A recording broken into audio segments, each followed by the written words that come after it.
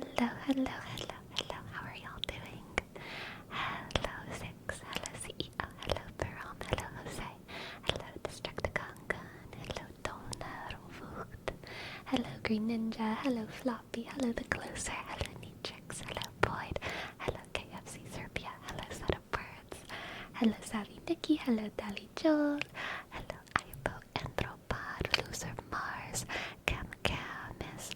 Michael Boozad. DJ Olsk.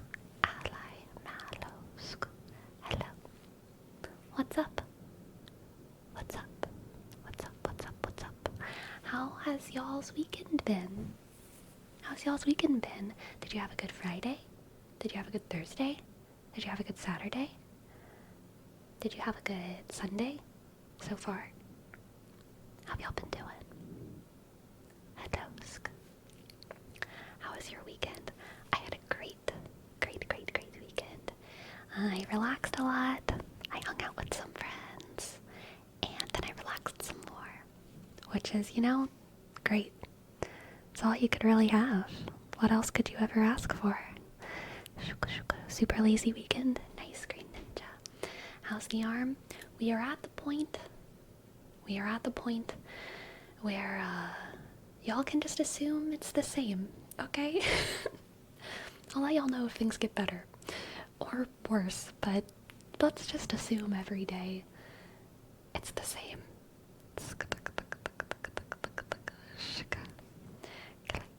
Too cold, I want summer. Me too, Neatrix. Me too. I am anxiously awaiting the summer. I am anxiously awaiting the time when the sky's clear and the sun comes out and it feels nice and warm, but not too warm. I am not anxiously awaiting the heat waves of 2024, whatsoever they may be. I am not anxious for those. But the sun, I'm excited about that. I'm looking forward to the sun. I went for a couple drinks yesterday and I've been sleeping. Very nice for home. Good to rest, good to rest. Did you end up getting that 7K MMR yet? Oh my gosh, y'all, my Hearthstone MMR is currently 6,907. 6,907. I'm so close. I just need to get like one first place, which is probably not gonna happen, or like 2 or 3 third places, which is possible. Okay, I just need to get just a couple more wins, But if I lose one game, that does set me back quite a bit. Shuck. Yes, new personal best.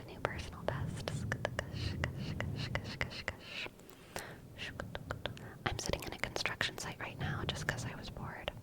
Very nice. I remember whenever I was young, I hung around in construction sites a lot because they were cool and they had things to climb on and like giant piles of like stuff that were interesting and like big like tubes and stuff that you could like crawl into. But once there was a construction worker who was like, "Hey kid, get out of here," and that scared me so much that I never wanted a construction place again, just because he was very scary. But yeah, whenever I was little, I did like construction sites. I'm sure you gave OSHA inspectors heart attacks. Probably so. Thank God they never saw me on the trains, okay?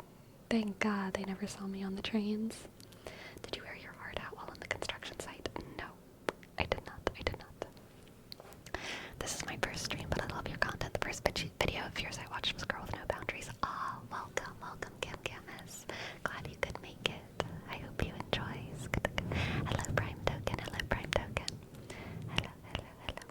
There's something weirdly fun about being somewhere where you're not supposed to be. I agree, Jag. I agree. I like to find the rooftops of buildings. I never like break in anywhere, but I just kind of like hope that the custodial staff accidentally leaves doors open sometimes. And sometimes they do. This is especially fun on college campuses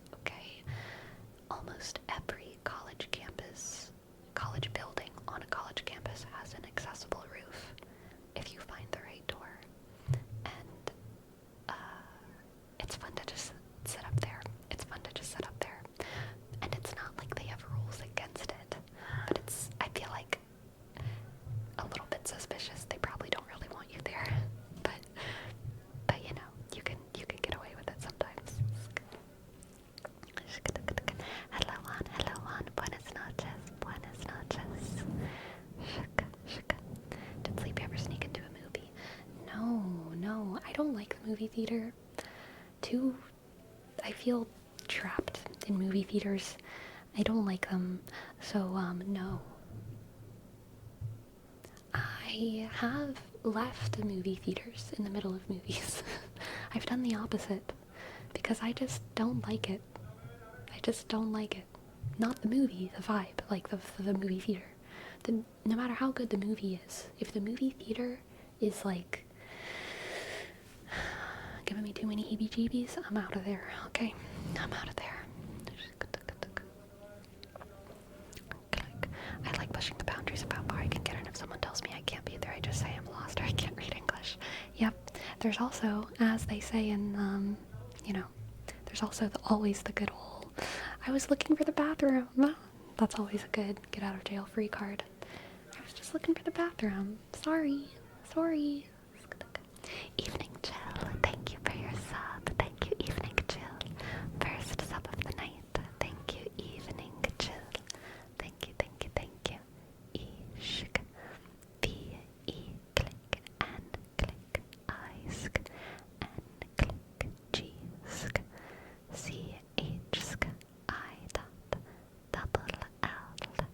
Double L. Thank you so much for your sub. Thank you. And Evening Chill, you also redeemed a name trace. So here you go for that. E click D E shk N sk I dot N shk G click C H shk I dot double L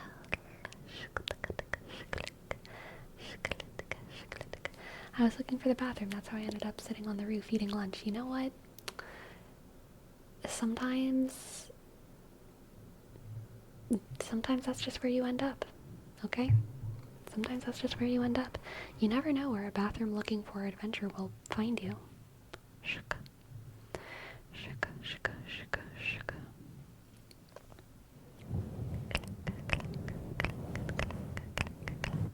Kisley. Thank you so much for your tip. Thank you. Can I get my first normal tarot reading? I don't know what you mean by normal, but yes, I will try to make it as normal as possible. I would love to give you a tarot reading. When I was in high school, it was divided into a girls' building and a boys' building, and sneaking into the girls' building to chat with some friends was always thrilling and scary. Was found a couple times though. Dang. That is scary. How do you think those construction workers eating sandwiches on L-beams? L-beams? Do you mean beams got there? They were looking for the bathroom. Exactly. I mean, all of us are really where we are right now because someone at some point somewhere was looking for the bathroom. I-beams. I-beams? I don't know what an I-beam is.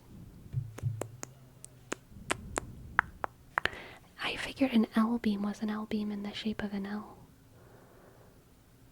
But I can't imagine a beam in the shape of an I. It's called an I-beam because it looks like an uppercase I. Oh. Gotcha. Okay. Let's see what the cards have for Gisley, okay? Let's see what the cards have for Gisley. Hello, Necropog. Hello, Amatiraduan. Hello. Let's see what the cards have. For Gisley.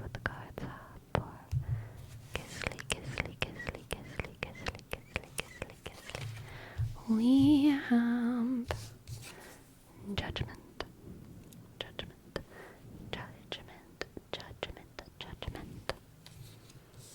The Tower. Judgment. The Tower. Judgment. The Tower. And the Seven of Cups.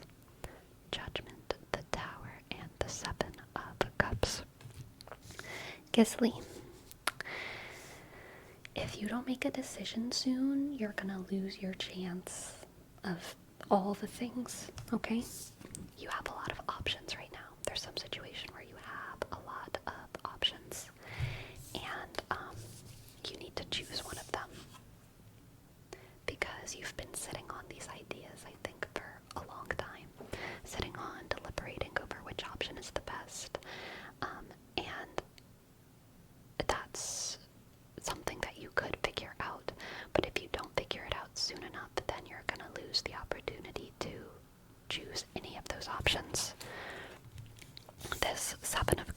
will implode and there will be no options left. So you've got to take action. You've got to take action. You've got to take action, Gisley. Because time is a ticking and time waits for no one. Next, we have the Four of Cups. Four of Cups. And the King of Pentacles. Tripinu-chan, thank you for your prime. Thank you so much. D click R I dot Vishk Vishk Ysk and Yushk E click D click Rshk Osk and click. Thank you, thank you, thank you. Thank you for your prime. Shk. Just got off work, been waiting all week. Aw, welcome in, King Sean. I hope we can give you all of the tingles you desire. Alright, Gisley. We have the Four of Cups and the King of Pentacles next. Ooh, interesting.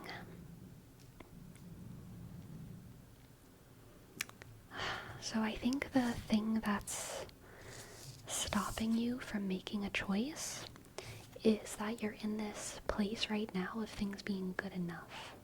And things being good enough is making this impending choice feel less impending. Oh my goodness, Nixia. Hello. Welcome, welcome, raiders. Thank you, Nixia, for your raid. Thank you, Nixia, for your raid. Welcome, welcome, all my comfy, comfy, comfy, comfy, comfy, comfy, comfy, comfy, comfy, cozy raiders. Hello, hello, hello, hello to Poland. Hello to every comfy raider. Welcome in, welcome in. Thank you, Nixia, so much. My name is Sleepy, Sleepy, Sleepy. It's very nice to meet you all. I make ASMR on Twitch and YouTube. And right now we're doing a tarot reading for one of our chatters named Gisley. Gisley, Gisley, Gisley, Gisley. Welcome in, welcome in, welcome in. I hope you enjoy the tingles. Hello, Nixia. Heart, heart, heart, heart, right back at you. Thank you so much for your raid. Okay, so, dear B. Hale, I could smell you all the way from Nixia's stream, okay? You don't need to tell any of us. You don't need to tell any of us to smell you. We can't help it. Frankly. Anyway.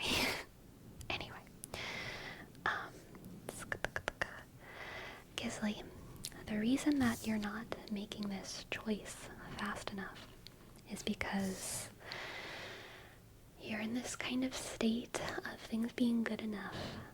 So why rush? Why rush? You keep wondering, why do I have to rush? But you do. You've been saying why rush for way too long. You've been saying why rush for way too long, and these choices are starting to slip right away, right out of your fingers, until eventually you're gonna be stuck with good enough. And you don't want to be stuck with good enough. You don't want to be stuck with good enough, Gisley. So you've got to make that choice. You've got to make that choice. And whatever choice you make is better than not making a choice at all. Okay? Whatever choice you make is better than not making a choice at all. Whatever choice you make will give you more prosperity down the line than doing nothing at all. Whatever choice you make will grant you a future where you have, power and comfort and the ability to provide for the people that you care about.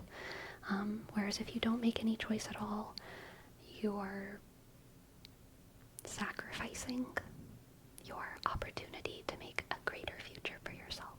So you gotta make a choice, Gisley. You gotta make a choice, Gisley. Okay. Let's get an oracle card for you as well. Just one quick little oracle card to top off the reading for Gisley. Oh, Habibi.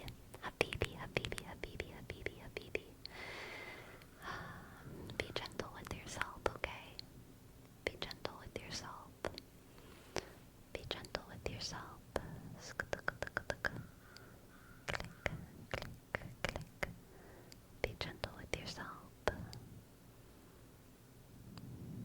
Be gentle with yourself. But don't let these choices slip away from you, okay, Gisley? You've got this. You're gonna do great. I wish you luck. I believe in you. And thank you so much for letting me read for you. I hope it resonates. I hope it resonates. Hello, B2. Hello, Grosex. Hello, Gal Anonym. Hello, hello, hello, everyone. Hello, hello, hello, everyone. Okay, Ramus. True. It's pronounced Derivla. But it's pronounced, but it's spelled Derivla.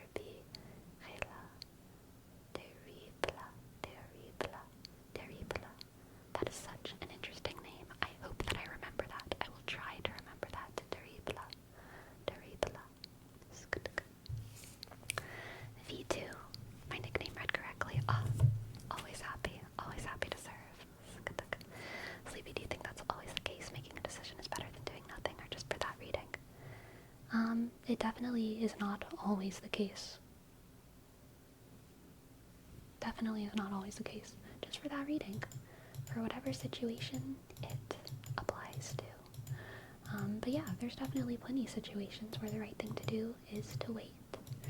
There's definitely plenty of situations where the right thing to do is to not do anything at all. But that's the way it is. Alright.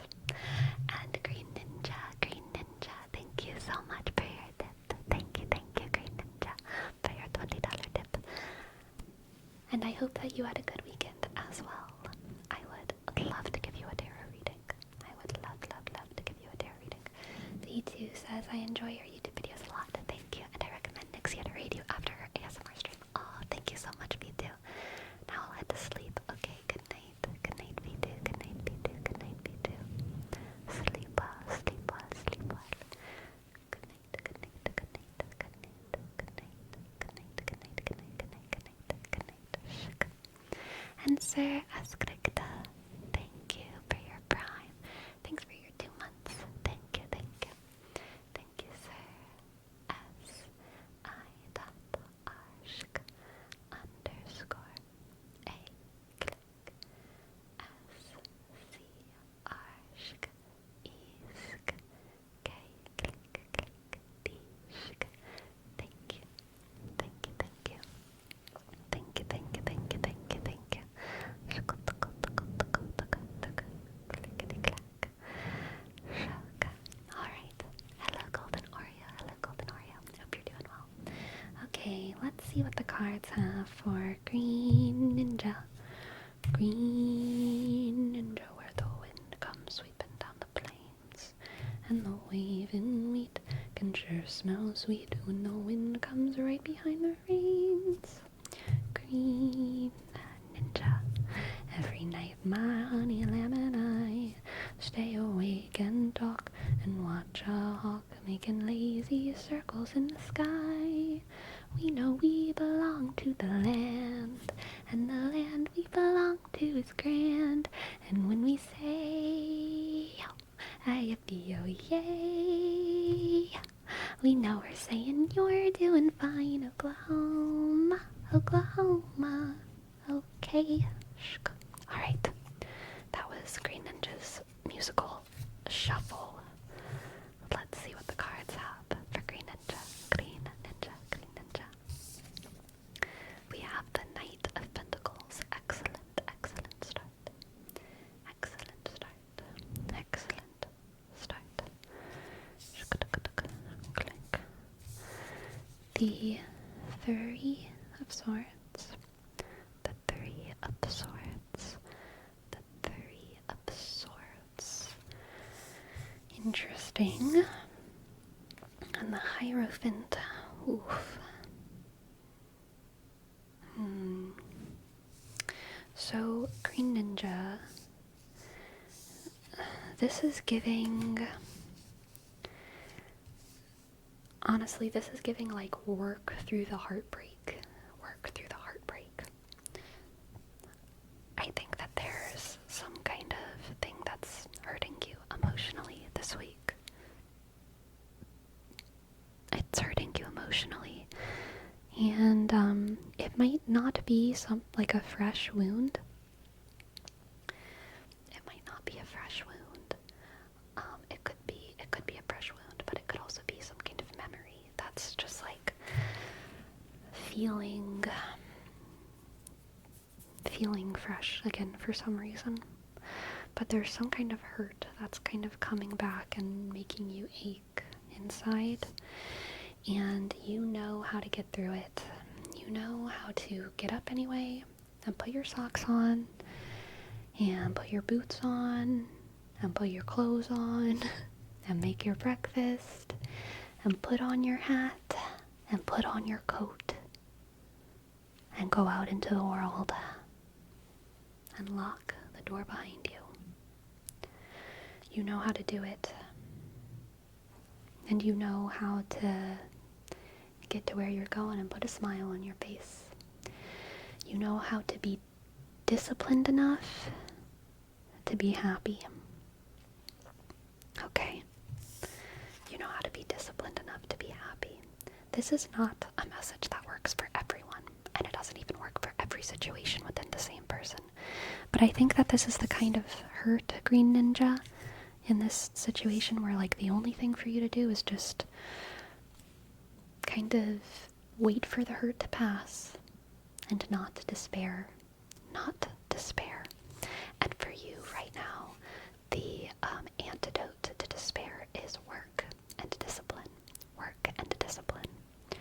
Work and discipline. And finding little things to be proud of throughout the day. Okay? Just find little things to be proud of throughout the day. Tie your shoes with suave. Be nice to people at work and sweep up when you're done and just perform well and be proud of yourself for all those little things, okay? Let's pull some more cards. We have death. Ooh, death, the Queen of Pentacles. And the Nine of the Nine of Swords. Okay, I'm getting Christianity in my brain, as I often do. So I'm getting like a Benedictine work ethic, the Benedictines or Benedictines, depending on your bubble. I've heard it pronounced both ways. The Benedictines or the Benedictines are like a school of, they're a religious order, a Catholic religious order, founded by Saint Benedict. And one of the things, they have a lot of things that define them, but one of the things that they're known for is having a very heavy emphasis on work as a form of prayer. Work as a form of prayer, and how work itself can be a transformative process, where whenever you're working, you can devote yourself to the project in front of you, in a way where every little task becomes you, not just, like making a nice doorbell so that the people who buy the doorbell will have a nice doorbell, but every single task becomes kind of like a devotion to God's creation, okay? You become a steward of the earth and every little thing that you do. And so it's never really just about the little thing that you're doing. It's about doing everything carefully and devotionally and prayerfully so that you can take part in creation, and so that you can be kind of immersed in like this prayerful, meditative, Holy Spirit experience. Work as prayer, work as prayer, work as prayer, work as prayer. And a lot of different religious orders kind of take this on in different ways. A lot of religious orders are kind of offshoots of the Benedictines. But anyway, that's kind of what I'm seeing for you. I'm feeling like you have some kind of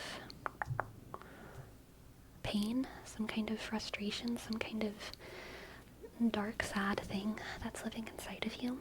And by being disciplined and working and dedicating yourself to the tasks in front of you, you can undergo a transformative experience. You can undergo a transformative experience.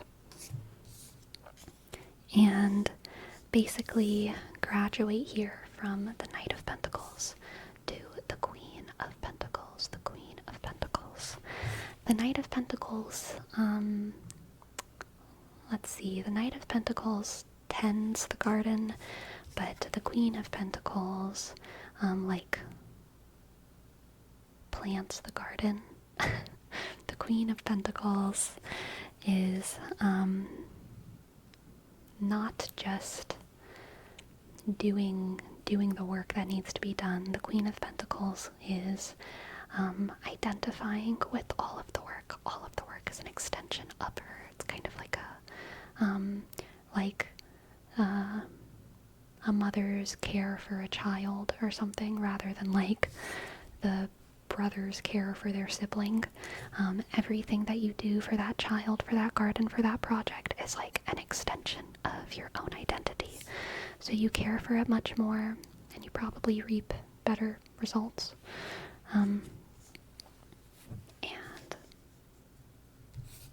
yeah, there's that graduation, transformation through work. The Nine of Swords, I think here is your obstacle. Your obstacle, of course, is this pain. I think despair will always be trying to pull you back. Despair will always be trying to pull you back into darkness, okay? But you can't let despair get you. You have to look ahead and look at how beautiful the doorbell. I don't want to use that analogy. Look at how beautiful the garden is. Look at how beautiful the garden is. Look at all the flowers. Smell all the flowers. Touch all the flowers with your hands. Enjoy the sun. Look into the light. And don't let the tendrils of the dark come out and try to pull you back in, okay? Because you are worth so much more than that. You are so much more than that. You are so much more than that. Okay. Let's get an oracle card. Oracle card. Oracle card. Let's see what the oracle has for Green Ninja. Green Ninja. Green Ninja. Green Ninja. Solace. Solace. Solace. Solace. Solace. Solace. Come on, let's focus. Camera, focus. Focus on solace. Focus on solace. Solace, solace, solace. Solace.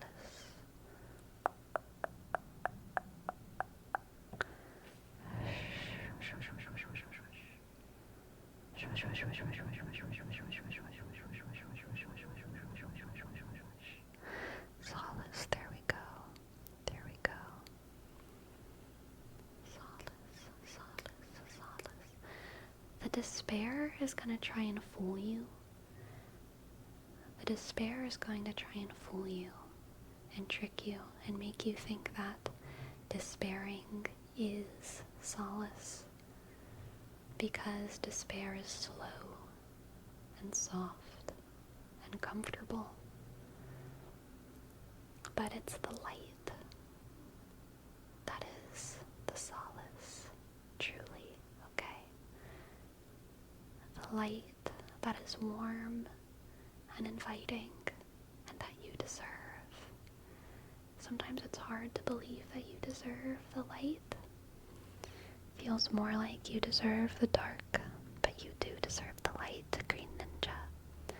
And the light is so ready to hug you and take you in and help you feel not just comfort, but joy and purpose. Joy and purpose. For the soul seeking their beloved. Their beloved is so much more seeking them. That's a quote that's about God, not romance. But I think that can be kind of applied to the warmth of the sun. If you seek the light, if you seek the good, if you seek happiness, happiness is so much more seeking you. The good and the warmth and the sun is waiting with open arms, just waiting to take you in and hug you. Like the prodigal son story. The light has been waiting for you. Okay, the light has been waiting for you. Thank you for letting me read for you, Green Ninja. I hope that it resonates, and I hope you enjoyed, and thank you so very, very, very much. Thank you, thank you. Architects, thank you for your prime. Thank you, 4-month streak, amazing. Thank you so much, Architect, for your 4-month streak.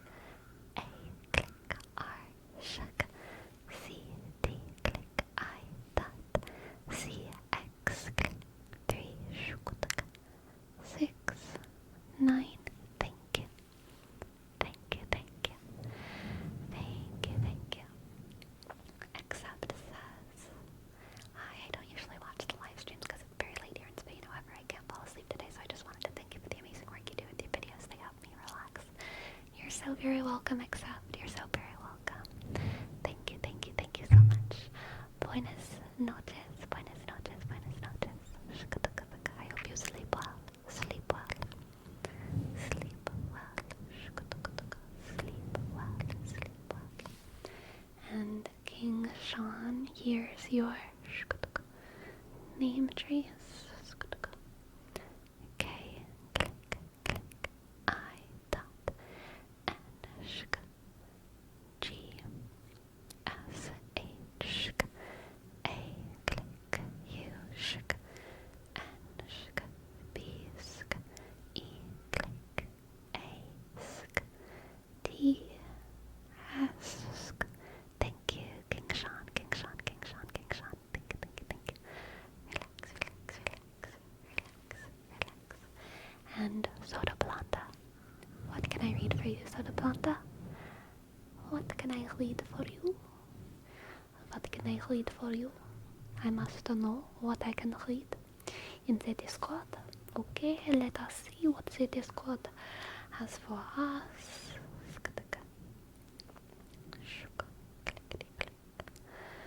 What does the Discord have for us? Little sad poem I wrote a few days ago. Oh, I love originals. I love originals. Let's see. What have you written? Needless thy soul, as solace as the paint I use.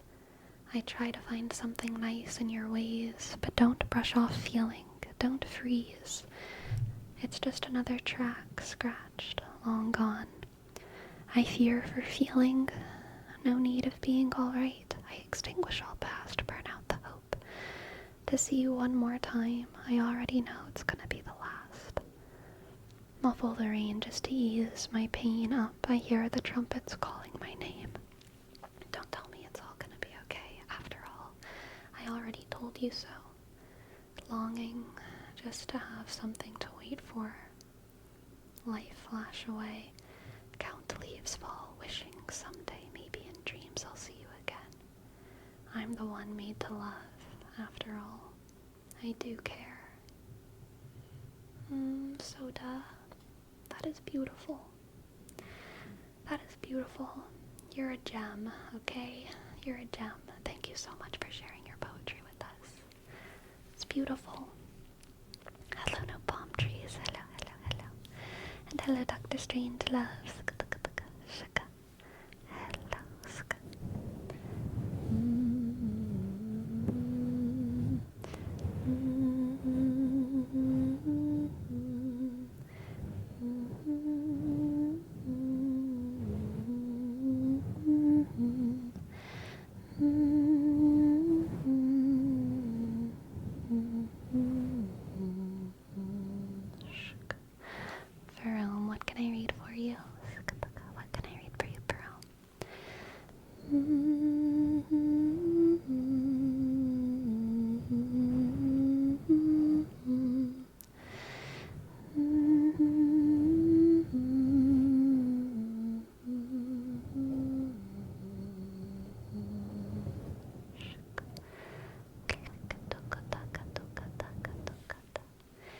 Imagination by Foster the People.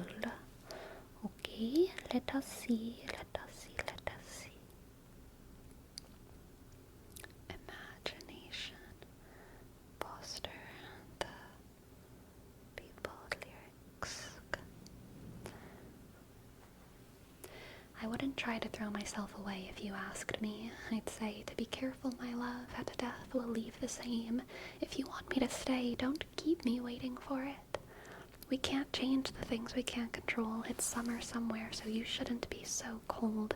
But you can't even look me in the eye if you tried. Oh, we can try. I see us dancing by ourselves. We do it better with no one around, yeah. Just you and my imagination, in my imagination. Yeah, there's nothing left to cry about. I guess I'm just living in a drought. It's raining like it was before, something that you never knew you needed more of. We can't change the things we can't control. It's summer somewhere, so you shouldn't be so cold. But you can't even look me in the eye if you tried. Oh, we can try. I see us dancing by ourselves. We do it better with no one around. Just you and my imagination, Just use your imagination. I see us dancing by ourselves. We do it better with no one around. Just you and my imagination, I can do so many things. You know, if you just use your imagination. I really love you. Very nice, Jerome. Very nice. Lovely. OMG, was that Phantom of the Opera? You know it, Tom. Heck yeah, it was Phantom of the Opera. Where are my Phantom of the Opera girlies in the chat? I can tie a knot in a cherry stem. I can tell you about Leif Erikson. That's not Phantom of the Opera, Destructicon. That's like literally a different like song.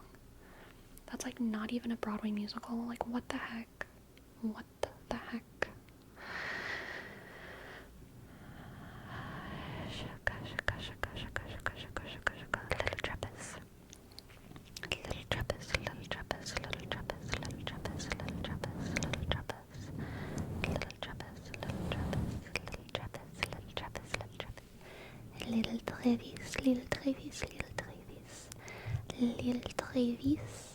Little Travis.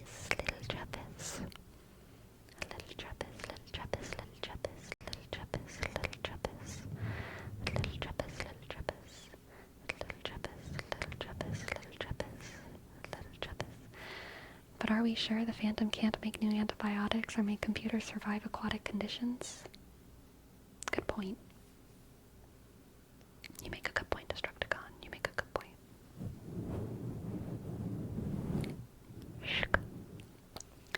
Little Travis. Little Travis. Little Travis. Little Travis.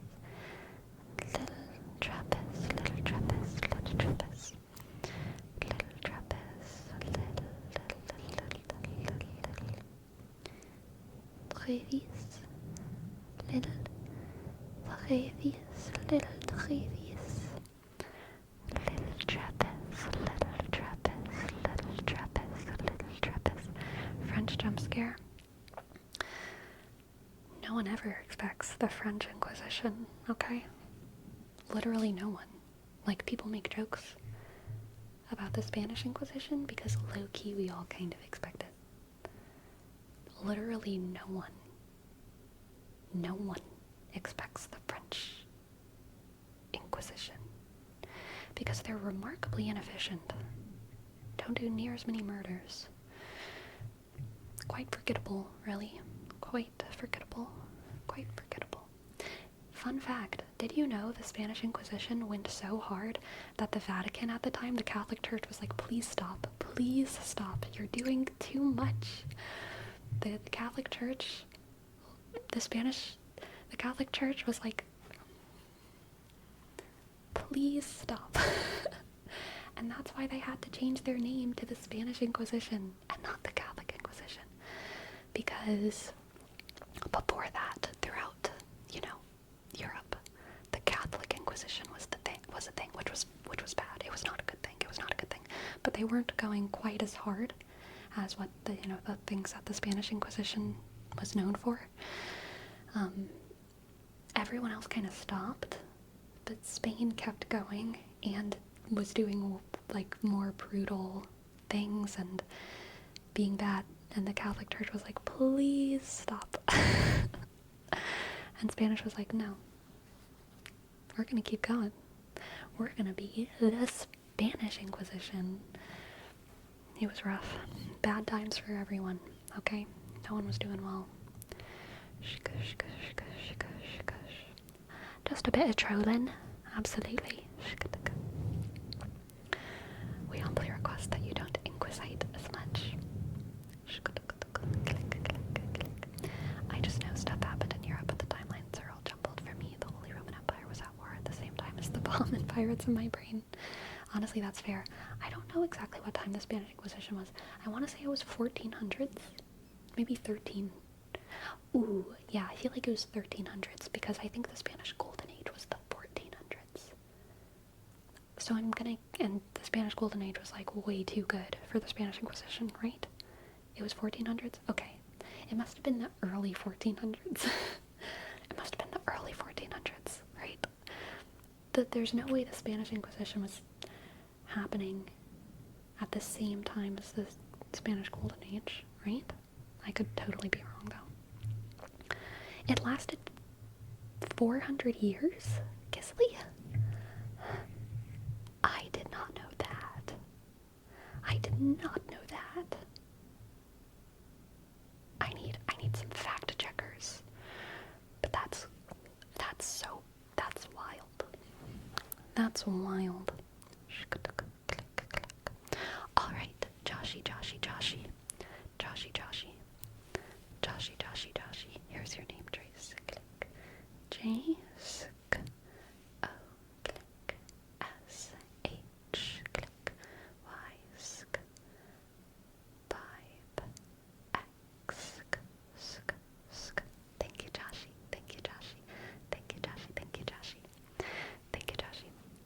Okay, dang, it did last 400 years, so thank you, Dr. Strangelove. Maybe it was like the kind of thing where like they really relaxed. Like they really were only going hard for like 100 years. But then after that it wasn't that bad. Like maybe in the 16, 17, 1800s they were like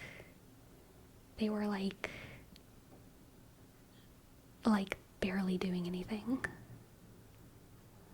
Like still very bad and cringe, but like they had 20 members who everyone didn't like and they couldn't do very much. Maybe. But I don't know.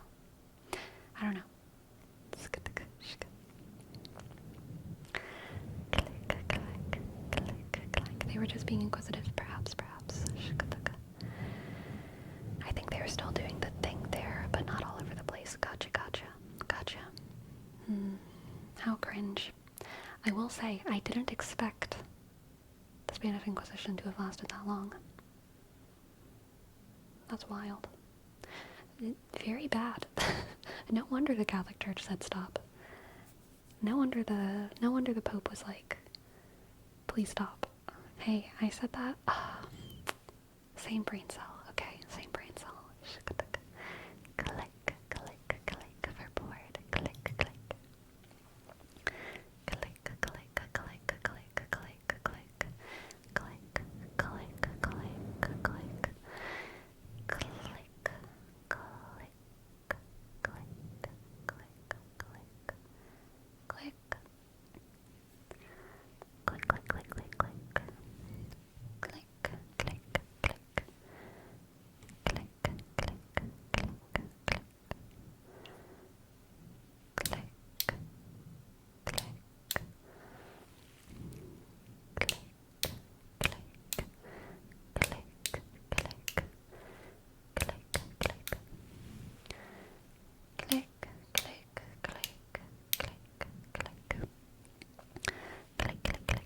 But yeah, that is one of those like things that a lot of people don't know about Japan and their timeline of the world mentioned in chat.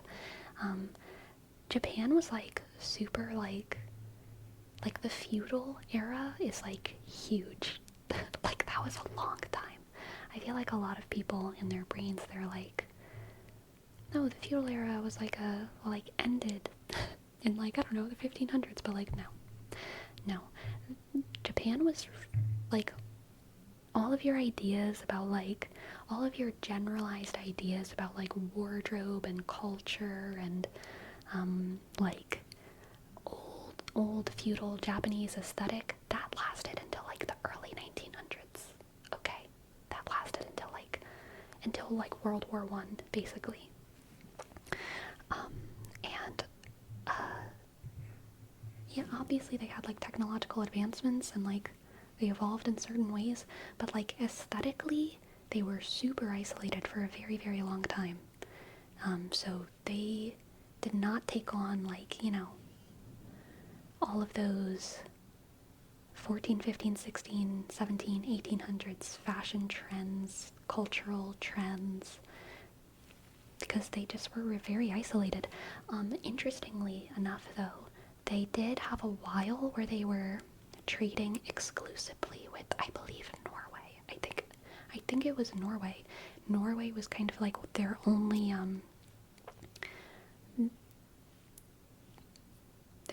tie, their only friend in the Western world. It was the Netherlands. Okay, thank you, Daejong. It was the Netherlands, and so because of that, they have some interesting shared technology with the Netherlands, especially in their what's it called, fabrics industry. They have some similar looms, similar stitch styles.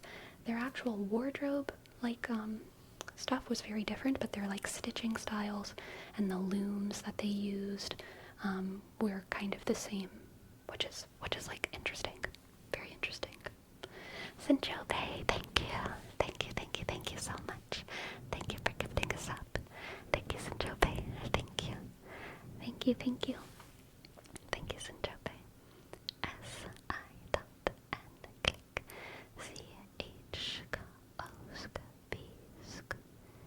E. Thank you. Thank you.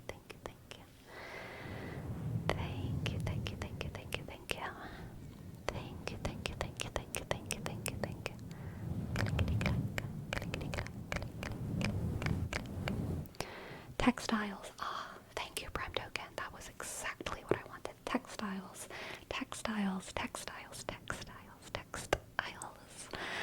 Oh, so satisfying when someone finds the perfect word that you were looking for. That was in your head. Thank you so much, Prime Token. Thank you so much. I feel satisfied. The textiles.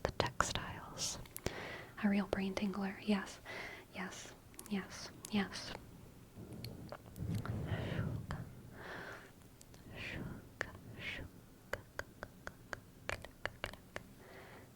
Very similar textiles to Norway.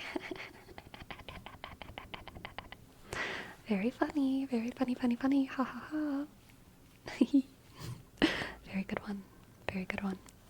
New trigger word. Textiles.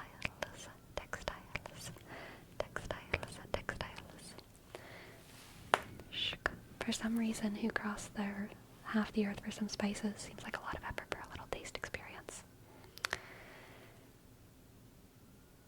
Nah. I think that tracks. I feel like all of us are just desperate to taste new things and touch new things. Yeah, you'd be surprised how crazy we go for good food, like Tester said. It is. That tracks. I mean, I'd go to the Philippines just to have some tropical fruit that I know is good. I'd go to Vietnam just to have some tropical fruit that I know is good. I'm not trying durian until I know it's a good one, okay? Also, I've had 2 good papayas in my life, and never again, so I need to get my hands on some good papaya. Some good, sweet, delicious papaya, and I know they got that in the Philippines, and in maybe South Korea, and in Vietnam, and in Thailand, okay? I know they got some good papayas. I know they got some good mangoes. I know they got some good, like, cheese and other delicious things. Okay. To be fair, you're really into fruit, so you may be an outlier. I don't think I'm an outlier. Not in general.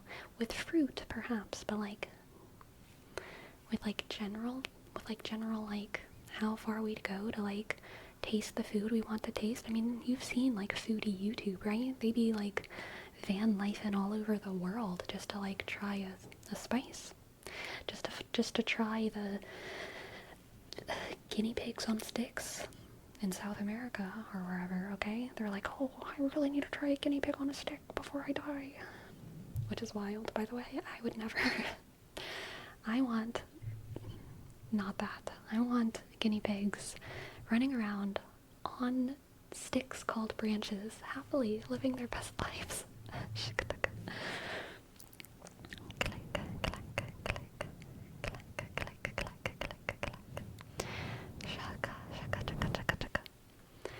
My mom's Filipino and I've tasted so much great stuff over here. Yeah, but like, I don't know what it is about these, next to the equator regions, these tropical, subtropical regions, but we know how to spice our food. Okay?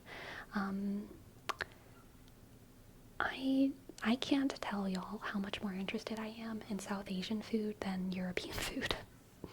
The only European food I'm at all interested in is like maybe Greek food. I think I could have fun eating Greek food. But like, man, I want to go to those tropical, subtropical regions, alright? I have a question though, for people who are familiar with African cuisine and South American cuisine. What are the stereotypes about spices in your continents? Are there stereotypes when it comes to like north and south, the north side and the south side of South America, or the north side and the south side of Africa? Because I don't know what your stereotypes about food culture are, and I would love to know. Is it like an east and west thing? Is it like a central versus coastal thing? What is the stereotypical map of how you spice your food in South America or Africa?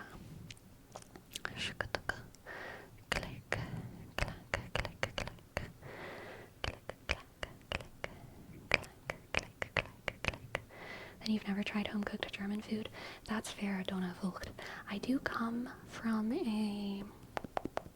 one branch of my family is German, and they do make some good food, but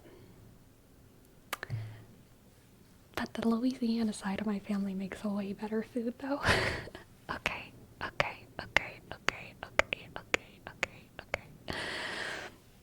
The German side of my family still makes good food, but the Louisiana side of my family, the Cajun French, the Cajun French made French food palatable, alright?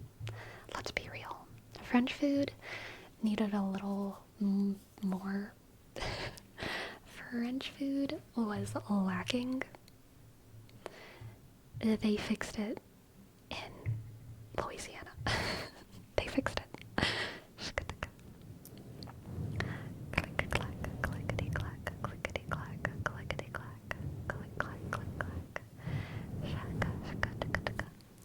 Sleepy, do you think you could become a rich nation if you had invented Slap Your Mama's seasoning back in the 16th century? If I invented Slap Your Mama's, I could become a rich person. If I invented Tony Chachere's, I could become a king, okay? I could become a king. Orders of magnitude better. Tony Chachere's, alright? That's what I say.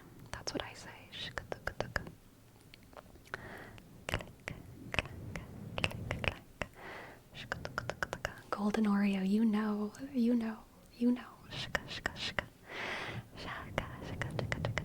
Proper gumbo is one of the good things in life. I agree. I am Rydog. Thank you so much for your tip. Thank you. I would love to give you a tarot reading. I'm beginning research about ASMR for my uni project. Yes, amazing. But we haven't narrowed down a specific study for it yet. As an ASMR artist, is there anything you feel is unexplored in research towards ASMR? Oh gosh. I could talk for too long about that. I'm excited. I'm excited by the question. I'm excited too much to actually think through it.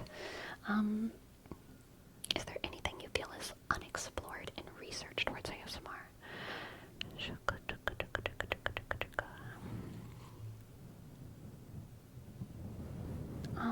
So I think that something that's interesting about ASMR is is the social side of it. The fact that we've all named things. The fact that within the ASMR bubble we've developed our kind of own vernacular when it comes to certain sounds and certain things. And I think that the development of a vernacular is something that brings a community closer together, and it's also something that creates community when there isn't one. What's a good example? I mean, even like something like the names that we have for triggers. So like light triggers, hand sounds. People don't know what those things even really refer to outside of ASMR. Things like spit painting. No one would know what the heck you're talking about if you brought up spit painting unless they're in the ASMR community. Something like tingles. Yes, Jerome, something like tingles, tingles, tingles. These are ASMR terms. And I think that the terminology itself has a role in creating the community. And I'm sure you can think of other examples as well.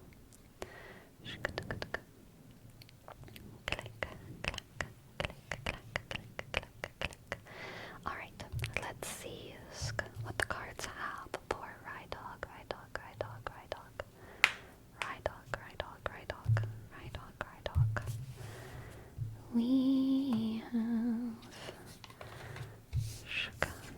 the Hermit, the Hermit, the Hermit, the Hermit, the Hermit, the Hermit, the Hermit, the Hermit, the Hermit, the Hermit.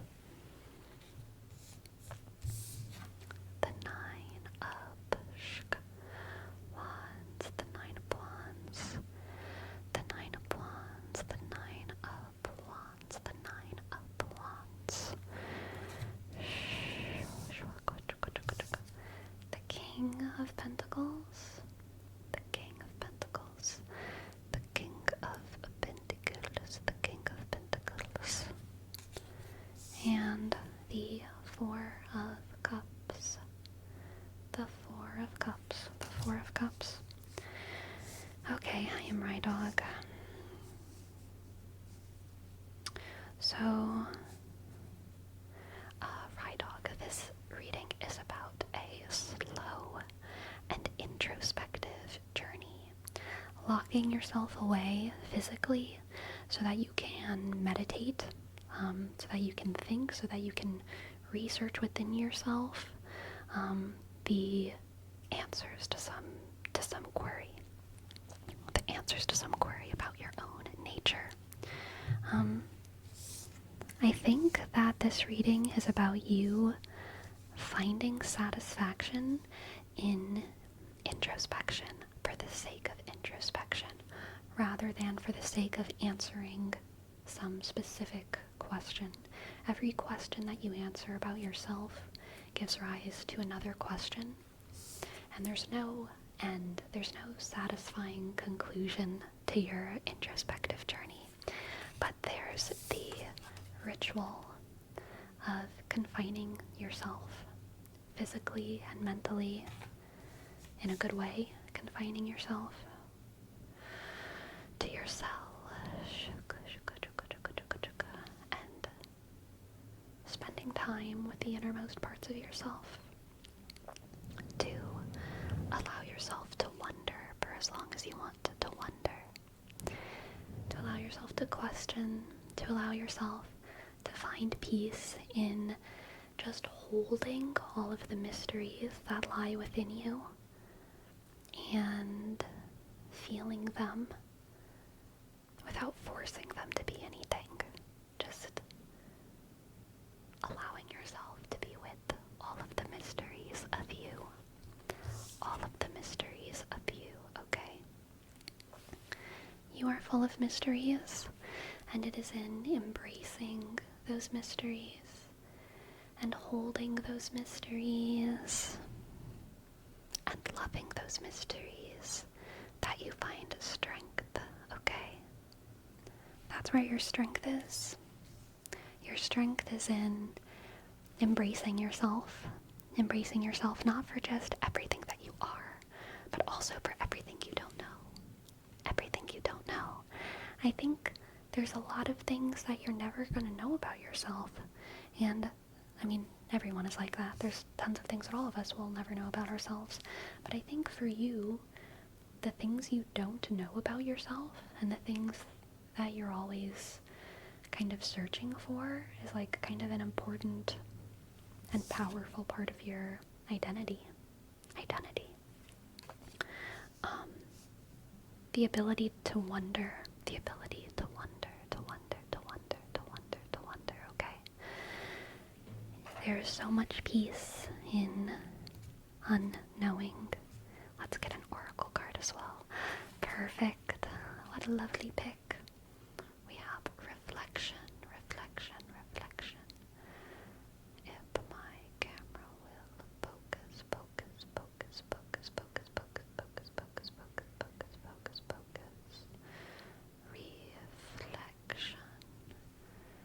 Reflection.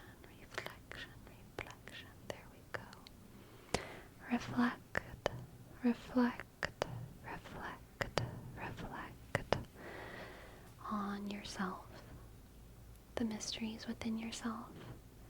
Allow yourself to love without understanding. Allow yourself to seek without being frustrated that you can't find. The prayer of Saint Francis is like in my head. Let me pull up the actual prayer so I don't botch it up. This isn't exactly about self-reflection, but it's popped in my head, so I feel like I should always say the things that pop in my head whenever I'm doing reading. A reading, St. Francis prayer. Let's see. Lord, make me an instrument of your peace. Where there is hatred, let me sow love. Where there is injury, pardon. Where there is doubt, faith. Where there is despair, hope. And where there is darkness, light. Where there is sadness, joy. O divine Master, grant that I may not so much seek to be consoled as to console, to be understood as to understand, to be loved as to love. For it is in giving that we receive. It is in pardoning that we are pardoned, and it is in dying that we are born to eternal life. Amen. That is the prayer of St. Francis of Assisi. And that's one of my favorite saint prayers. I think it's very beautiful. That was my favorite prayer when I was Catholic. Nice. I like the song too. There's a Catholic song for it. It's kind of cute. So yeah, it's a good one. Thank you so much for letting me read for you. I am Rye Dog. I hope you enjoyed. I hope it resonated. Thank you very, very much. Thank you very, very much. I think this is very relevant reading. I definitely haven't engaged much in active self-reflection. Well, I hope that you enjoy it when you do. Burnout Club, thank you for your tip. I'd love to give you a reading. I'd love to. Yes, Jesus. It's, excuse me, Destructicon. It's yes, Lord. Yes, Lord, yes, Lord, yes, Lord. Yes, Lord, yes, Lord, yes, Lord. Yes, Lord, yes, Lord, yes, Lord. Amen. Amen. Gotta love it. Gotta love it. Gotta love it. Have you ever used the trigger word sk? I've never thought of that one. Sk. Am I doing it? Sk. Am I doing it? Sk. Sk. Sk. Sk. Sk. Sk. Sk. Sk. Am I doing it right? Sk. Sk. Sk. Shaka. Shaka. Shaka. Shaka.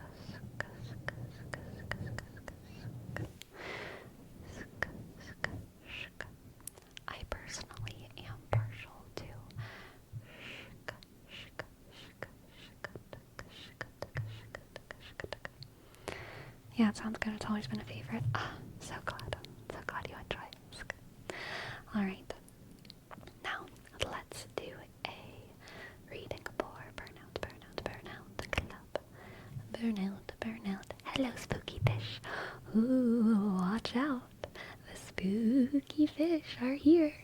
They're gonna be spooky. Spooky. Shh. Be quiet, or the spooky fish will hear you. You don't want the spooky fish to hear you. Shh. Shka, shka, shka. Alright. Burnout Club. What do the cards have? For burnout, burn, burnout. Burnout, burnout club. Burnout, burnout, burnout. Burnout, burnout club. I don't know if I said this last time, but I say shika, shika, shika all the time when it's silent, like driving or writing. Nice. Magma Prince. Thank you for your prime. Click, shka, shka. A, click, G, shka. Click, A, shka. B, shka. R, shka. I, dot, N, shka. C, thank you, Magma Magma Prince. My dad, whenever he was driving around, always used to do like, he makes sounds when he thinks, and I do this as well. I picked it up from my pa, but like, he'll, like, as he thinks, he'll do like a rhythmic, like, chicka, chicka, chicka. It happens a lot whenever he checks the time, like in my memory, and I do this too. I have so many memories of him being in the car and driving, looking at the clock, and seeing the clock, and then like tapping it with his finger and going like, ka-cha, ka-cha, because that's like how he commits it. He's like, I'm looking at the clock and I'm registering the time, or like, ka-pow. Like, he'll like make sounds when he thinks or has ideas, and I do that as well sometimes. The more comfortable I am with someone, the more likely it is that I will make sounds. But it's not very ASMR-ish because it's more like rhythmic. It's more like casual random beatboxing, like which I guess is kind of ASMR-y, but like, I don't know, it's different. It's a different vibe. He's buffering, yeah.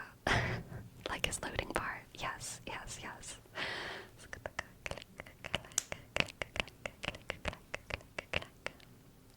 That worked great with tongue clicks. I do that as like a thinking sound.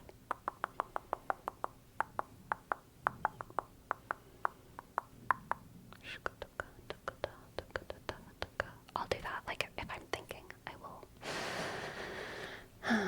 Yes, wonder, my brain cogs in motion. A great way to explain it, Golden Oreo.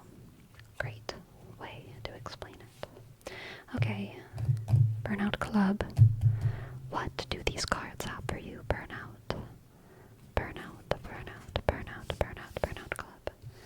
We have the Six of Wands.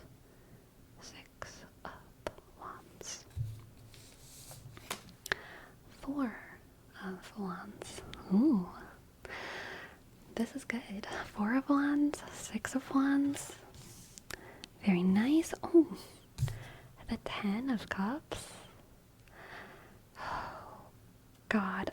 You know what this is giving? Burnout Club, this is like you have been fighting in a war for like 3 years. And this is like ye olden days, ye olden medieval days. You've been gone for 3 years fighting in a war. And it's been hard, but you won. You won. You won. And you were a good guy. Your kingdom were the good guys. Alright? There's no moral nuance here. The other guys were just like evil monsters. And you won. You come back home and you see your wife and you get to hug her, and you're walking back into the kingdom, and all of the knights are like coming back into the kingdom, some on horseback, and everyone's applauding them and like throwing roses in their face. And you're so happy, and you walk back into the gates of your kingdom and you see your wife outside the door, and she has a little 3-year-old that she's holding the hand of, and you get off your horse and you're like, oh my goodness, Adeline, I've missed you so much. And then the little kid looks up and they're like, Papa? Are you my papa? And you're like, oh my god, yes, you bet I am. That's the vibe, okay? That's the vibe. It's pretty intense. It's pretty crazy. It's pretty crazy, but that is what is happening here. There's some kind of major victory. There's some kind of major victory. Clickety-clack, clickety-clack. And on top of having everyone's approval and love and recognition for that victory. Oh, I'm so sorry for that bonk. I'm so sorry for that bonk. So sorry for that bonk. And y'all calm down. I said they left 3 years ago. 3-year war, 3-year kid. Don't make an abyss reading an abyss reading when it's not an abyss reading, okay? They're lovely. They're lovely. A lovely 3-year-old. And so you go. You're congratulated. You come back. You're surrounded by love. You're surrounded by love. And that love is so much more complete than you could have asked for or could have expected. There's an element of luck here, right? The four of Wands is kind of about luck and right place, right time, and being protected by forces that are greater than you, being protected by karma. So not only have you done well and you're getting kind of a worthy congratulations, but you've done well and you're also like just getting returns that are so much beyond anything that you directly worked for, you know? So you get to experience so much joy from that. So much joy from that, okay? Little Sharky, thank you, thank you, thank you. Thank you for your 9 months.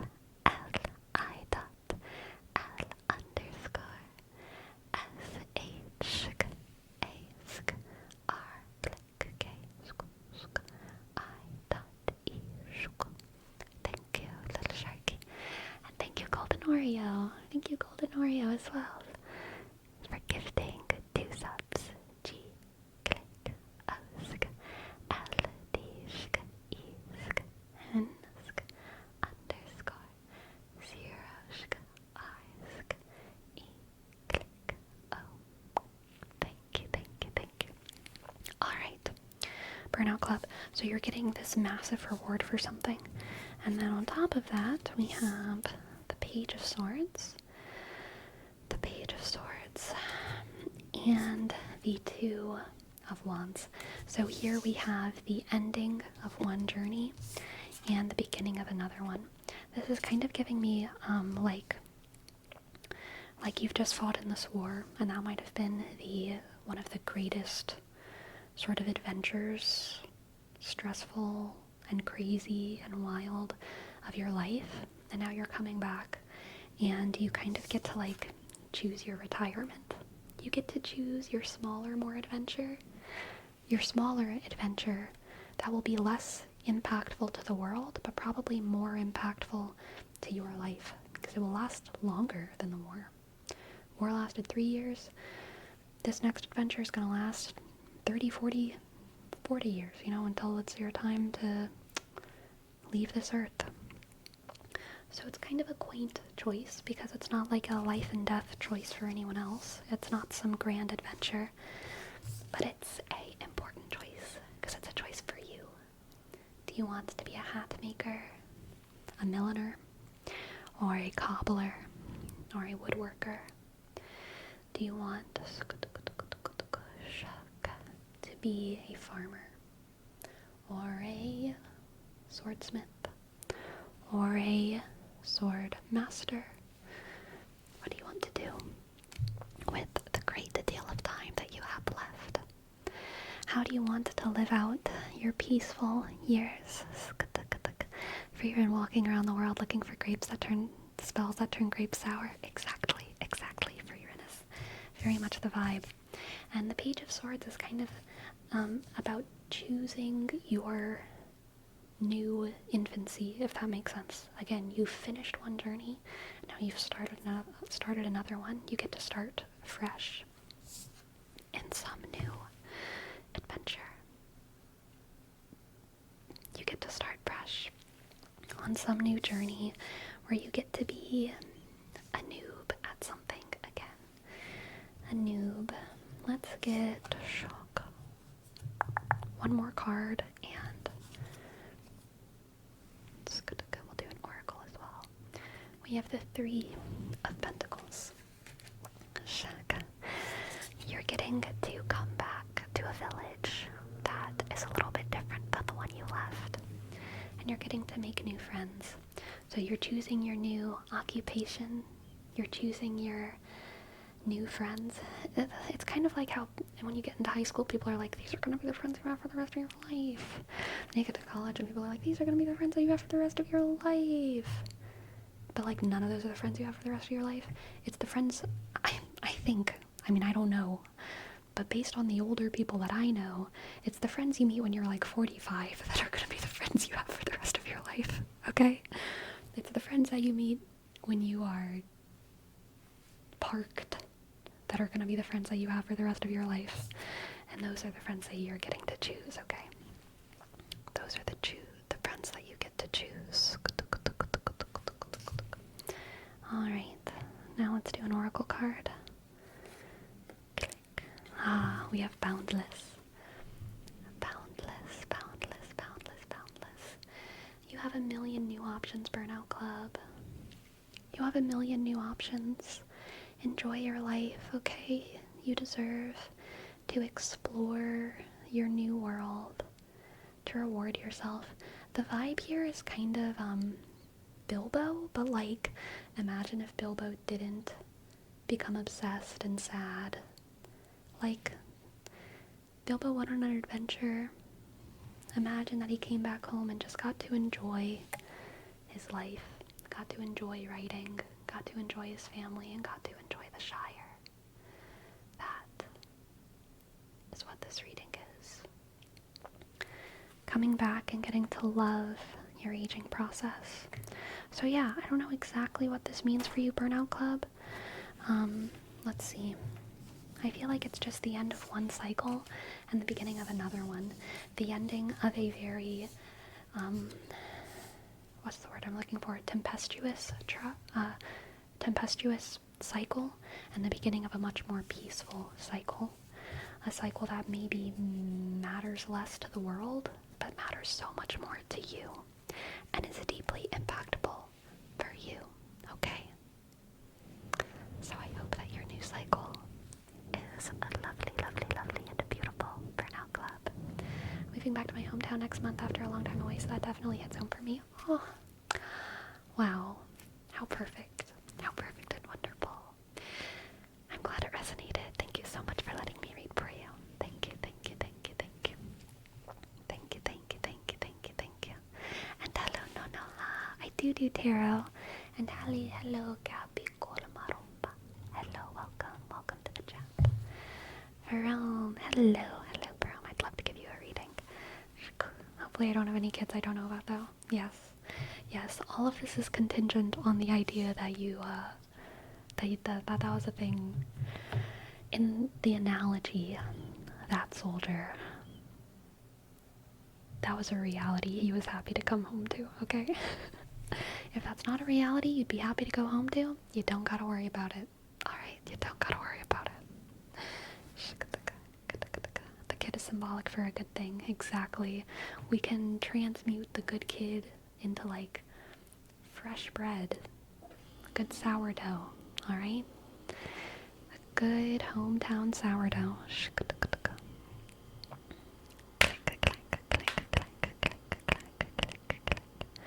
Sleepy transmuting is illegal? Only if you get caught.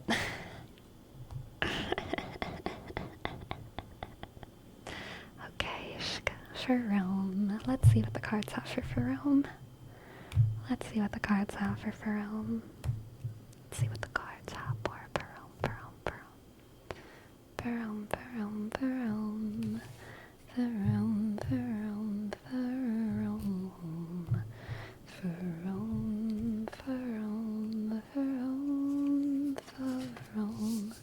Okay, Throne, we have the Ten of Pentacles. The Ten of Pentacles.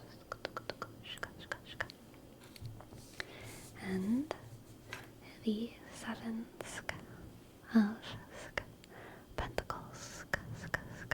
I just felt your presence. You're amazing. Thank you, Nono. That's cool. That's cool. Thank you. 10 of Pentacles. 7 of Pentacles. And Strength. Wow. What a strong reading. Very grounded. Okay. Click, clack.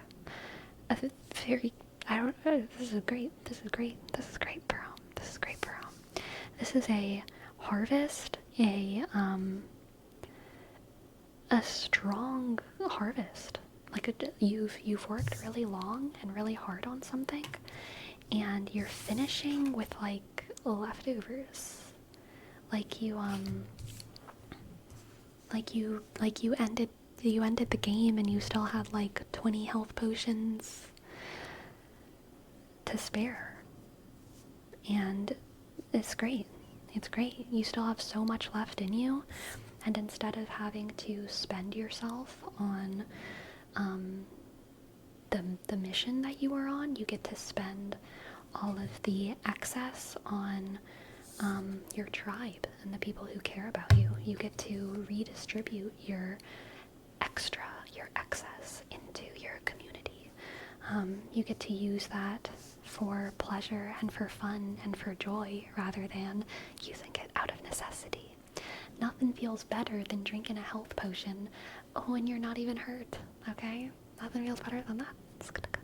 Save those health potions for a rainy day, alright? But no, this reading isn't even that. That's like you get to drink the health potions on the sunny days just for fun. Just for fun, because you have so much to spare. I just like how it tastes. Exactly. Yes, the wheat is plentiful this year. Okay. Next we have the Four of Pentacles. Interesting. Ooh, interesting. And the Ace of Pentacles. Very interesting. Okay, so, Verome. Are you a saver? Are you like, so I'm like this. Let me show y'all. See this little orange looking thing right there? Y'all see that? I'm gonna be right back and I'm gonna tell y'all a story, okay?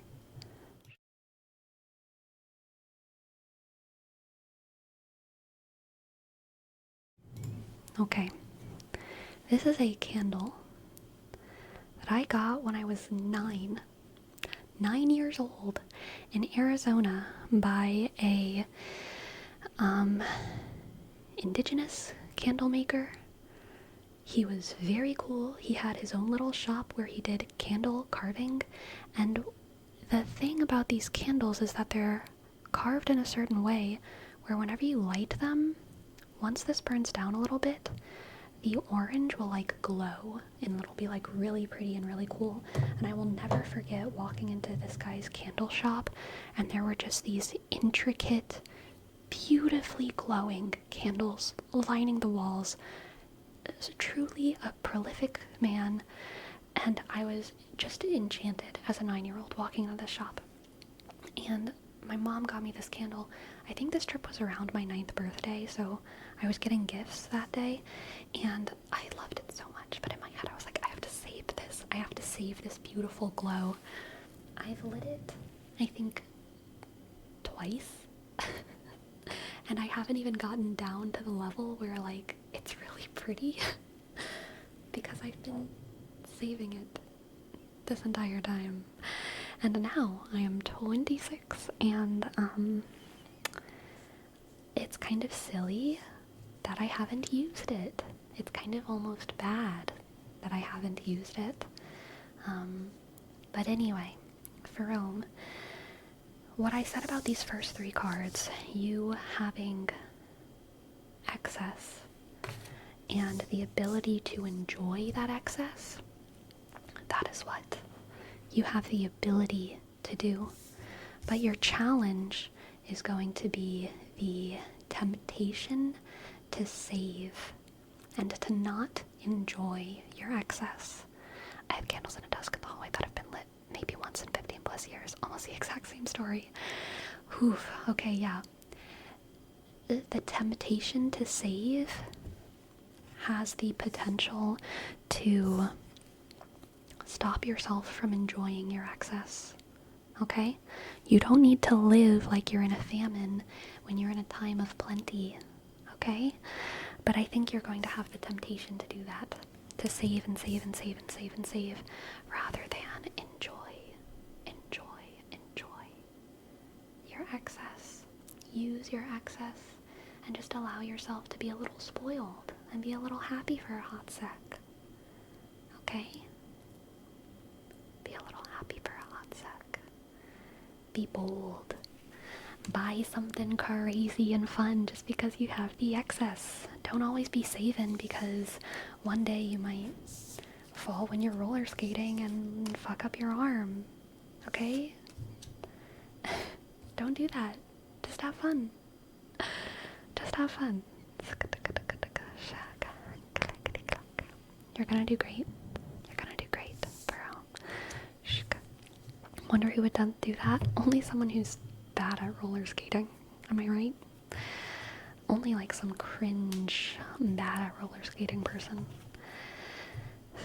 Should I be sharing towards people I care about? Only if it brings you joy. This is about enjoying your excess, Jerome. If the way to enjoy your excess is to light that candle for yourself while you're watching anime and eating french fries, do that, okay? If the way to enjoy the candle is to bring a friend over and light the candle and watch anime and eat french fries, then do that. If the way to enjoy your excess is to give your friend the candle and never even watch it be lit, then do that. Just do what you enjoy, Pearl. Pearl, thank you so much. Thank you so much. 5 subs? Oh my goodness. Thank you, Jerome. Thank you, Jerome. I really, really, really appreciate it. Thank you, thank you, thank you, thank you. Thank you so much. Thank you, thank you, thank you, thank you. Shka, shka, a, click, r, shka, a, sk, o, click, sk, sk. Thank you, Jerome. And Mir2O, thank you.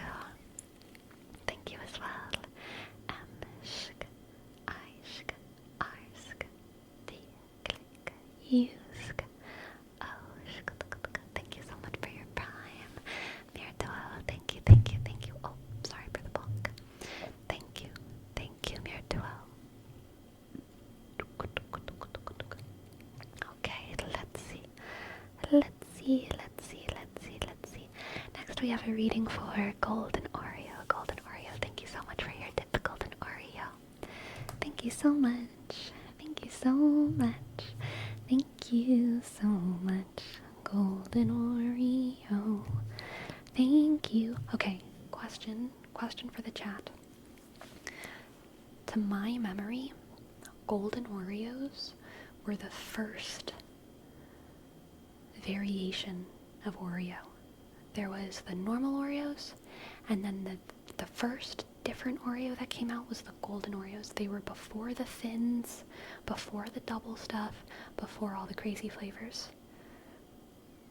Is that, did anyone live in a place where like Thins or double stuff or mint came out before Golden Oreos? Double stuff came first for Prime Token. Wasn't mint Oreo first? Oh, no way. Really?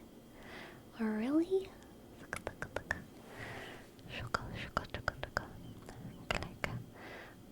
Destructicon says double stuff was before golden. Interesting. I thought double stuff was first. Okay, we have the most people saying that double stuff was first. I've never seen golden Oreos. Oh, I'm so sorry, Rye Dog.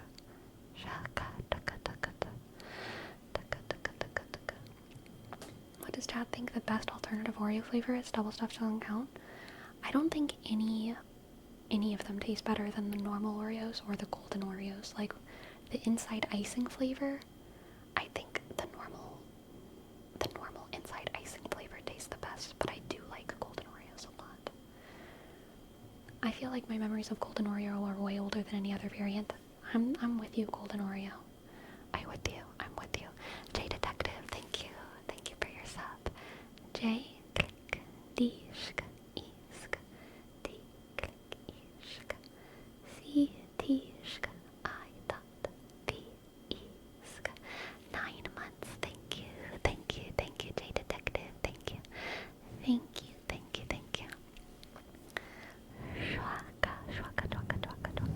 The new cosmic flavor is pretty good. What is the cosmic flavor? What does that taste like? What are the flavor notes in cosmic? I'm willing to say the red filling Oreo? No.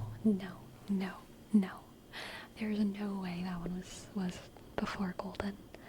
Shaka. Sleepy, I have to tell you something. The only thing to motivate me today was your YouTube video roleplay of the school counselor. Aww. Maj, that is so sweet. Thank you. I'm so glad that you were able to get through the day. I'm so glad. Shaka. Okay, now we are doing a reading for Golden Oreo. What do the cards have for Golden Oreo?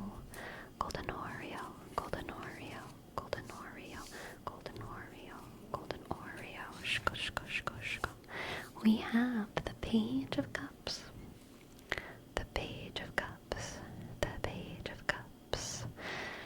Double Stuff came out in 1974. Golden came out in 2004. Thank you so much for being our fact checker, Prime Token. Were there any other things in between? I need to know. Oreo minis? Okay, that I believe. I do feel like I remember that. But what about the Thins?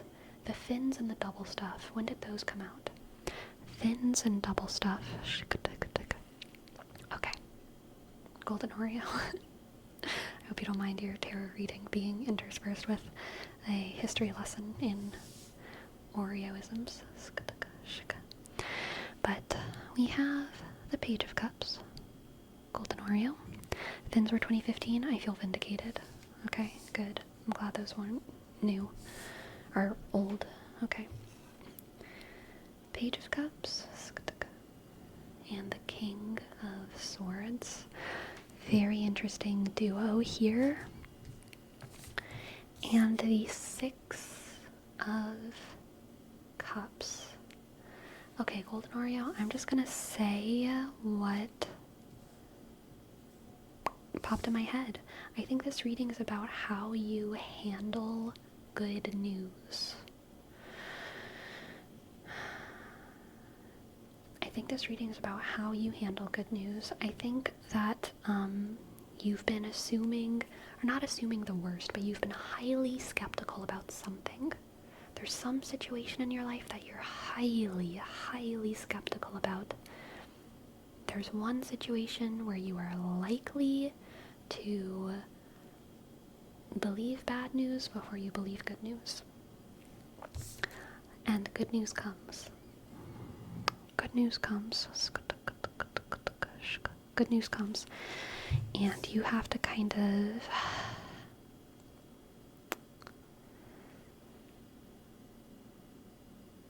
either embrace the opportunity to be naive, or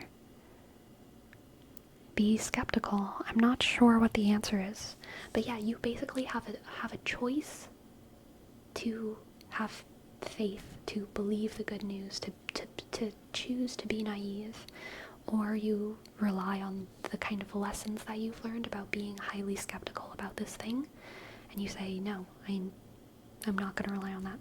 I want to get more information for you, so let's pull another card.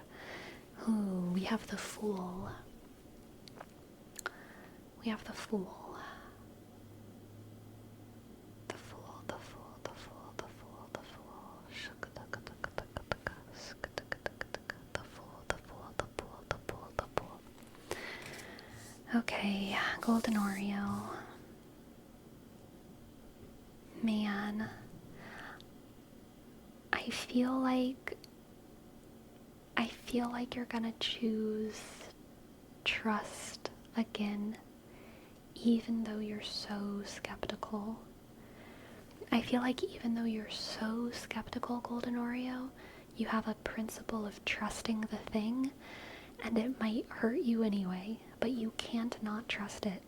It's like when your mom, makes a promise to you, and she's broken 1,000,000 promises before, but all you want is to be able to, believe and trust your mom, so she makes another promise and you believe it. You know? Same could be applied to a partner, or a dad, or a sister, or whatever. You want more than anything to believe in this good news, and because it's in your nature, no matter how skeptical you are, no matter how kind of jaded you are about this thing, you have to believe them. Because they're your mom, they're your dad, they're your partner, they're your sister, they're whatever. And it is gonna hurt. It is gonna hurt whenever it turns out that the promise is not fulfilled. But honestly, Golden Oreo, I think this story here is about how your nature as that person who trusts the thing is part of what makes you beautiful. And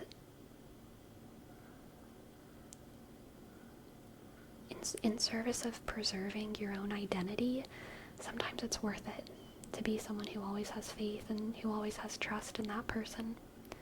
I think it's okay to identify as someone who always trusts that mom, as long as you're never putting yourself at great physical risk or financial risk or whatever it is that this mom is asking of you or promising to you in this mom analogy. It's okay to identify as someone who loves and trusts their mom, you know? And so in that identity, choosing naivety, if that makes sense. It's okay to choose naivety because you know it would make you happier than choosing to act on the natural skepticism that you've developed. And it's different from actually being naive, actually just being a child and having your heart broken. Because in this story, you're probably not going to have your heart broken. You're probably not going to be exactly surprised when the promise doesn't end up being fulfilled. But you'll still be able to enjoy that trust and that love. Even if it doesn't always reward you in the ways that it should reward you. It might just reward you because it tells you a story about yourself that you love. You know?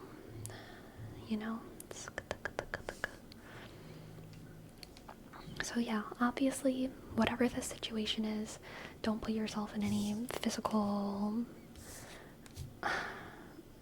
any kind of physical or financial or whatever risk for this person. But if they're just promising you whatever's being promised to you, Golden Oreo, it's okay to enjoy the promise, even if you're not sure if it's ever going to be fulfilled. It's okay. It's okay to love that part of your nature. Okay.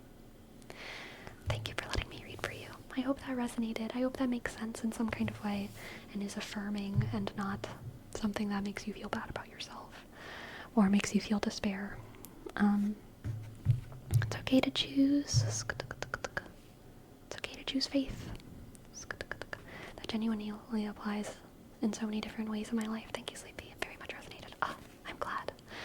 I'm very glad. Thank you for letting me read for you. Thank you, thank you, thank you, thank you, thank you, thank you, thank you, thank you, thank you. And thank you, Dali Joel. 00 Havoc. Thank you for your prime. Thank you for your prime. 0 0 H A V O C 64. Thank you. Havoc. And let's see. Where was this other prime token? Prime token. I'd love to give you a tarot reading, prime token. Let's see what the cards have for prime token. Prime token. Prime token. Prime token. Prime token. Prime token. Prime token.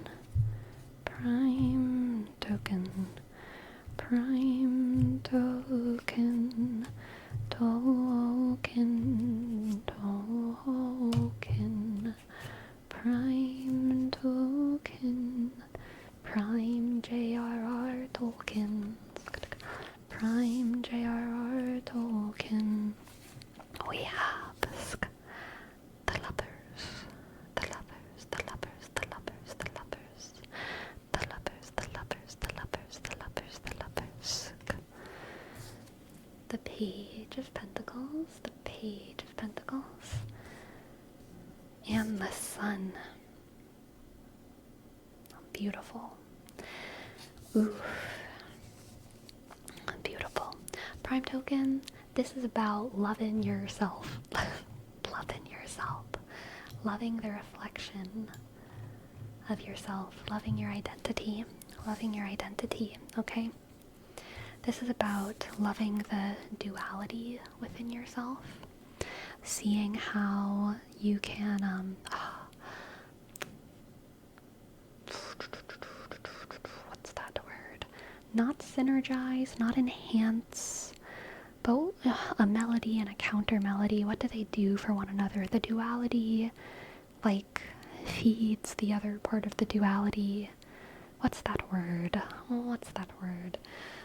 That's what you're doing. Your duality is constantly in a harmonize. Well, yes, but that's not the word that I'm looking for. But yes, that is the meaning. That is the meaning. Feedback loop. Also, yes, but it's not the word I'm looking for. Not the word I'm looking for. Resonance, symbiotic. Symbiotic is yes, but still not the word I'm looking for. Reinforcement. French Inquisition. Yes, French Inquisition. All of these words are definitely synonyms for the thing that I want, but none of them are exactly the word that I'm looking for in my head. But that's okay. That's okay. The lovers and the sun. You enhance one another with the other half of yourself. The two halves of yourself feed the other in a positive feedback loop, in a beautiful harmony. They resonate with one another in a way that I think gives you kind of an eternal youth. I think that the way that you love yourself, prime token, gives yourself a joy that can kind of grant you a spiritual immortality. Yin and yang, yes, totally. Intertwine, yes.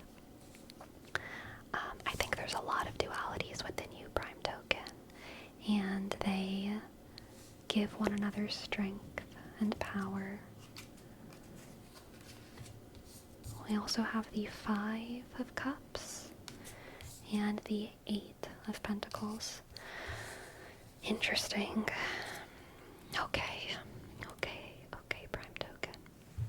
I think that remembering your own identity and remembering the love that you have for yourself is the thing that helps to get you through difficult times. I think that in the darkness, in this 5 of Cups, in whatever darkness, loss, tragedy that comes your way,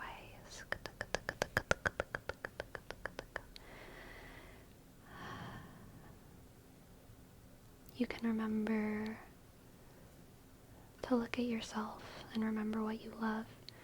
Whenever 2 parents lose a child, that's like one of the saddest things in the world. Whenever 2 parents lose a child. But one of the things that can help them get through it is looking up from that child and looking one another. And I think this is something that can be a microcosm or a macrocosm, maybe, for how you can look at yourself. Whenever you feel loss and sorrow, whenever you feel like you failed, whenever you feel down, look at yourself and remember how much there is to love about you. Don't focus on the loss. Look at yourself. Look at all that there is to love about you and all that there is to be proud of inside of you, right in front of you. There's a whole penguin inside of you, okay, Prime Token? There's a whole other penguin. And you can give all of your love to the whole other penguin inside of yourself, okay? Give all of your love in that direction. You know how to work hard and to do good every single day.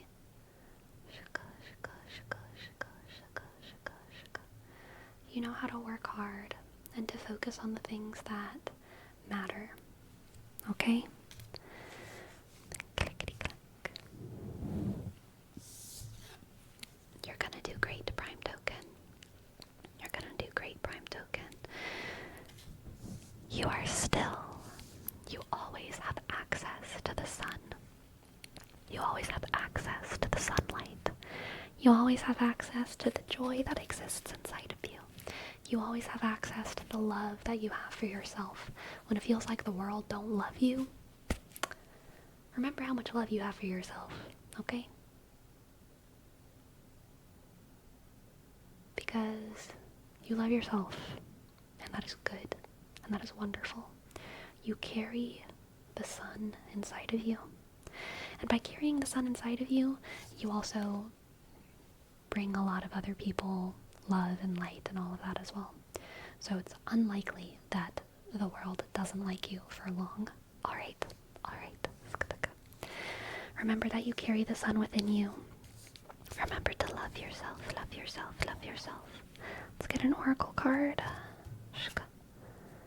Ooh. Persevere.